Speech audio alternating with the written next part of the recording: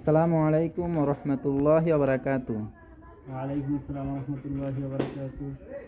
ভাই ভালো আছেন? হ্যাঁ, আলহামদুলিল্লাহ। তুমি কেমন আছো? আলহামদুলিল্লাহ। কি করতেছেন ভাই বইসা? আমি একটা বিষয় নিয়ে লিখতেছি, ভাই কি বিষয়? সেটা হলো ইবাদত। ভাই আমাদেরকে যদি একটু বলতেন তাহলে আমরা দ্বারা উপকৃত হতাম। হ্যাঁ, ইবাদত যে আল্লাহ তাআলা আমাদেরকে সৃষ্টি করেছেন একমাত্র তার ইবাদত করার জন্য। আল্লাহ তাআলা পবিত্র কোরআনে বলেন, ওমা খালাকুল জিন্না ওয়াল ইনসা ইল্লা লিয়াবুদুন।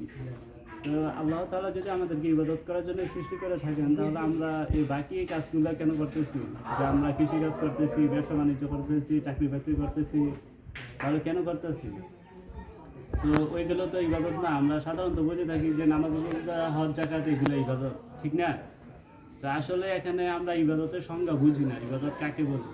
তো এখানে ইবাদত সব, যে কোনো মুসলমানের সব কাজে ইবাদত হবে। মুসলমান কথা বলবে সেটা ইবাদত, মুসলমান কৃষিকাজ করবে ইবাদত, ব্যবসা করবে ইবাদত, চাকরি করবে এটা ইবাদত। তবে এখানে শর্ত হলো দুইটা শর্ত থাকতে হবে, দুইটা কি কন্ডিশন থাকতে হবে প্রত্যেকটি কাজে। কন্ডিশন নাম্বার 1 হলো যে কমান্ড অফ আল্লাহ, প্রথম হলো কি আল্লাহ তাআলার হুকুম থাকতে হবে। সেকেন্ড কন্ডিশন হলো যে সুন্নাহ অফ রাসূল সাল্লাল্লাহু আলাইহি ওয়াসাল্লাম, রাসূলের সুন্নাহ থাকতে হবে। তো যে কোনো কাজে যদি দুইটা জিনিস থাকে তাহলে সেটা ইবাদত হিসেবে গণ্য করা হবে।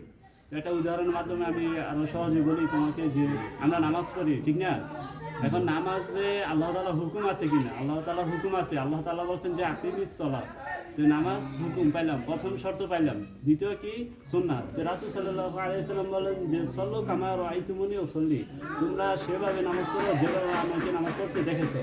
তো এখন যদি আমরা নামাজ পড়ি কিন্তু রাসূলের সুন্নাত অনুযায়ী না পড়ি, তাহলে আমাদের নামাজ কি ইবাদত হিসেবে কবুল হবে না। তো তেমনিভাবে সব কাজ, এখন তুমি বলতে পারো কৃষিকাজ, এখানে আল্লাহ তাআলার হুকুম আছে, আল্লাহ তাআলা বলছেন তোমরা কি যে হালাল উপার্জন করো, কিন্তু এখানে আমরা কি সুন্নাত অনুযায়ী করতে হবে, যে মানুষের উপর, মানুষের ক্ষেতের আইল কাটা যাবে না, বা মানুষের জমি নষ্ট করা যাবে না। তেমনিভাবে ব্যবসাও কি ইবাদত হবে যদি সেটা সুন্নাত অনুযায়ী আমরা করি, যে পণ্যে যদি ভেজাল না দেই এবং কি করি, যে মানুষকে না ঠকাই, মিথ্যা না বলি। তো আমাদের যে কোনো কাজ ইবাদত হবে, তার জন্য প্রধান শর্ত হলো দুইটি, আল্লাহ তাআলার হুকুম, রাসূল সাল্লাল্লাহু আলাইহি সাল্লামের সুন্নাহ। তা আমরা যেন যে কোনো কাজ করার আগে এই দুইটা বিষয় খেয়াল রাখি।